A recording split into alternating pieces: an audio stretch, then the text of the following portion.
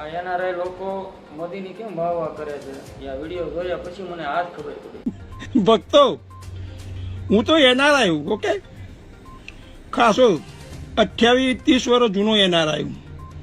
અને જે રીતે ડોલરમાં ઇન્કમ ભેગી કરી છે ને મેં, એ પ્રમાણે પાછલા 3 દિવસ મેં કશું કામ નહીં કર્યું, ફક્ત ઊંઘ્યો જ છું।